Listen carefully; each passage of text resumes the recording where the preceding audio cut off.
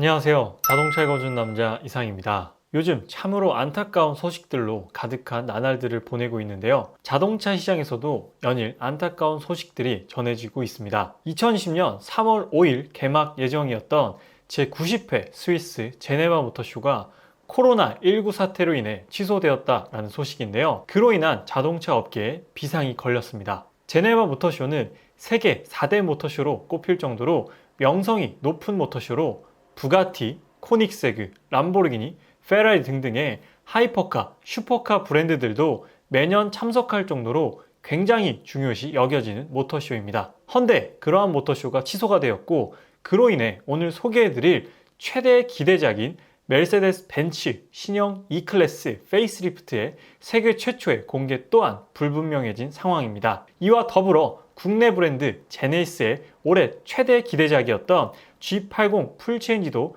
최초 공개될 예정이었는데요. 이마저도 불분명해진 상황입니다. G80 풀체인지 출시 연기에 대한 소식은 다음 영상에서 전달 드리도록 하고요. 오늘은 곧 출시를 앞둔 벤츠 신형 E클래스 페이스리프트에 대한 정보를 전해드릴 예정입니다. 벤츠 E클래스는 국내에서 수입 브랜드 단일 모델 최초로 10만 대 이상 팔린 기록을 지녔으며, 그 인기는 페이스리프트를 앞둔 지금까지도 여전히 식지 않고 있습니다. 그래서 오늘은 페이스리프트가 되는 신형 E클래스는 무엇이 바뀌는지에 대해서 저 자동차에 거주는 남자와 함께 살펴보시죠. 오늘은 크게 세 가지의 카테고리로 준비를 해봤는데요. 첫 번째는 익스테리어의 변화, 두 번째는 인테리어의 변화, 세 번째는 파워트레인의 변화, 이렇게 세 가지로 준비를 해봤습니다. 첫 번째, 익스테리어의 변화입니다. 아무래도 페이스리프트이기 때문에 전체적인 차량의 실루엣은 동일하다라고 보시면 되고요. 보닛, 헤드램프, 라지에이터 그릴과 프론트 범퍼 정도의 변화만 있다라고 보시면 될 것 같습니다. 왼쪽 사진이 페이스리프트가 되는 신형 E클래스의 위장막 사진이고요. 오른쪽이 현재 판매되고 있는 E클래스 중에서도 이 250 아방가르드의 모습입니다. 그래서 눈에 띄는 큰 차이점을 한번 살펴보게 되면, 두 개의 유선형 DRL 주간 전조등은 하나의 각진 형태, 기역자 형태의 DRL로 변경되었다라는 부분을 확인해 볼 수가 있습니다. 제가 빨간 줄로 주간 전조등을 표시를 해놨는데, 오른쪽 사진은 이렇게 유선형으로 두 줄로 되어 있고요. 왼쪽 페이스리프트 되는 E클래스는 각진 기역자 형태로 주간 전조등이 마련되어 있습니다. 그리고 둥근 형태의 라지에이터 그릴은 파나메리카나 형태로 변경이 되었습니다. 파나메리카나 형태는 이제 하단으로 내려갈수록 조금 더 넓어지는 형태를 벤츠에서는 파나메리카나 형태라고 부르게 되는데, 오른쪽 현재 판매되고 있는 E클래스의 라지에이터 그릴 형상은 이렇게 유선형으로 방패 모양으로 되어 있다고 보시면, 왼쪽에 있는 페이스리프트된 E클래스는 아래로 갈수록 넓어지는 디자인을 갖추고 있습니다.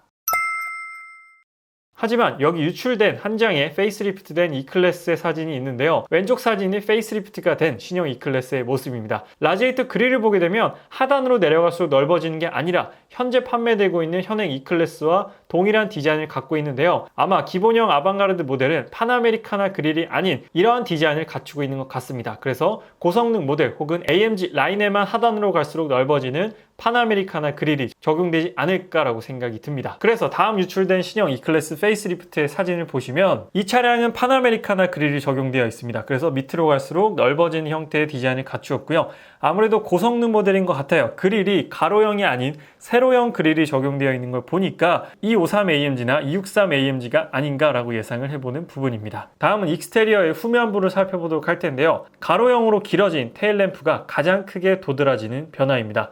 오른쪽 사진이 현재 판매되고 있는 E클래스고요. 왼쪽 사진이 페이스리프트가 되는 E클래스의 모습인데, 확실히 테일램프가 가로로 더욱더 길어졌다라고 확인해 볼 수가 있고요. 이 부분은 올해 하반기에 출시 예정인 신형 X클래스와도 동일한 디자인 아이덴티티를 가져가는 부분입니다. 그 왼쪽 모델은 아무래도 머플러가 쿼드 4개 머플러이기 때문에 AMG 253 모델이 아닌가라고 예상이 되는 부분인데요. 머플러가 사각 머플러 팁이기 때문에 63AMG인 것 같습니다. 또 익스테리어를 간단하게 한번 살펴봤는데요. 해외에서는 독특하게도 아직 출시가 안 된 위장막이 쓰여진 E클래스를 시승하는 행사를 진행을 했었는데요. 그 행사를 진행하는 데 있어서 인포테인먼트 시스템에서 E클래스의 완전한 모습이 공개가 되었습니다. 지금 보고 계신 저 사진 속에 있는 E클래스가 페이스리프트가 되는 E클래스의 완벽한 그래픽 디자인인데요. 저 디자인을 기반으로 한번 총평을 해보자면, E클래스 페이스리프트 모델은 국내 브랜드처럼 풀체인지 수준의 변화는 아니다라고 보시면 될 것 같습니다. 요즘 국내 브랜드의 페이스리프트는 페이스리프트가 아니라, 부분 변경이 아니라 거의 모든 부분이 바뀌는 풀체인지 수준으로 바뀌고 있는데, 아직까지 해외 브랜드는 국내 브랜드처럼 풀체인지 수준의 디자인 변화는 아니다라고 보시면 될 것 같고요. 전체적으로 현재 유선형의 디자인이 직선형으로 바뀌었다라는 게 외관 디자인의 가장 큰 특징이고요. 그리고 현재 판매되고 있는 A 클래스와 CLS 클래스의 DRL, 주간 전조 등의 디자인을 공유하고 있다라는 것이 특징입니다. 그래서 기역자 헤드램프의 아이덴티티를 E 클래스가 또 한 번 이어받았다라고 보시면 될 것 같습니다. 다음은 새롭게 변경되는 인테리어를 살펴보도록 할게요. 왼쪽 하단에 있는 사진이 E 클래스 페이스리프트의 디자인이고, 오른쪽 상단에 있는 사진이 현재 판매되고 있는 E 클래스의 인테리어입니다. 그래서 큰 레이아웃은 거의 동일합니다. 딱 봤을 때 뭐가 바뀌었지라고 한 번에 알아차리기 어려울 정도로 유사한 디자인을 가지고 있는데요. 크게 세 가지가 바뀌었습니다. 첫 번째는 핸들 디자인이 변경이 되었고요. 두 번째는 다이얼 커맨드가 삭제가 되었습니다. 어떤 부분이냐면 이제 원형 다이얼로 이렇게 돌려서, 벤츠는 현재 판매되고 있는 E 클래스는 터치가 안 되기 때문에 원형 다이얼을 돌려서 메뉴를 조작해야 합니다. 그래서 그 원형 다이얼이 페이스리프트가 되면서 삭제되었다라는 것이고요. 아날로그 시계 또한 삭제가 되었습니다. 센터 패시아 중앙에 있던 아날로그 시계가 삭제가 되었다라는 부분이고요. 그리고 추가적으로 말씀을 드리면 다이얼 커맨드가 삭제된 이유는 이제 E 클래스가 페이스리프트가 되면서 터치 스크린을 지원하기 때문에 원형 다이얼 커맨드는 삭제가 되었고요. 터치패드만 남게 되었습니다. 다음으로 새롭게 적용된 핸들 디자인을 조금 더 살펴보도록 하겠습니다. 가장 크게 도드라지는 부분이 핸들 디자인이 아닌가 싶은데요. 왼쪽에 있는 핸들은 신형 D컷 핸들입니다. AMG 라인이나 이제 AMG에 적용될 신형 D컷 핸들이고요. 중앙에 있는 핸들 디자인이 E클래스 페이스리프트의 기본형 핸들 디자인이다 라고 보시면 되고요. 가장 오른쪽에 있는 핸들은 현재 판매되고 있는 현행 기본형 모델의 핸들입니다. 현재 판매되고 있는 기본형 핸들 디자인도 충분히 멋지다라고 생각이 듭니다.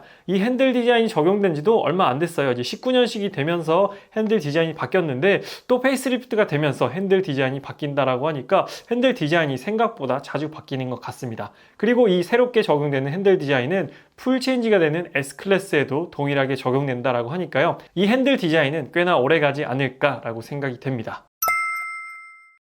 그리고 핸들 디자인을 조금 더 자세히 살펴보게 되면 왼쪽이 신형이고 오른쪽이 현재 판매하고 있는 모델인데요. 핸들 터치 방식이 변경이 되었습니다. 현재는 물리적 버튼과 터치 버튼을 같이 쓰고 있는데, 물리적 버튼이 조금 더 많아요. 하지만 이제 신형 페이스리프트가 되면서 모두 다 터치식으로 바뀐다라고 보시면 될 것 같습니다. 그래서 물리적 버튼을 많이 없애고 터치식 버튼으로 바뀌었다라는 것이 특징입니다. 그리고 제가 잠깐 언급드렸던 이제 MBUX가 적용된다라는 부분이 또 인테리어에서 가장 큰 변화가 아닌가 싶은데요. 현재 판매되고 있는 벤츠 라인업 중에 MBUX가 적용되어 있는 라인업은 A클래스 라인업과 CLA 클래스, GLC 클래스, 그리고 GLE 클래스까지 총 이렇게 4가지 라인업이 MBUX가 적용이 되어 있는데요. 크게 두 가지라고 보시면 될 것 같습니다. 터치 스크린 지원이 되고 음성으로서 자연어 인식이 가능해지기 때문에 조금 더 말을 통해서, 음성을 통해서 다양한 기능을 제어할 수 있다라고 보시면 됩니다. 그래서 이제 드디어 메르세데스 벤츠가 140년 만에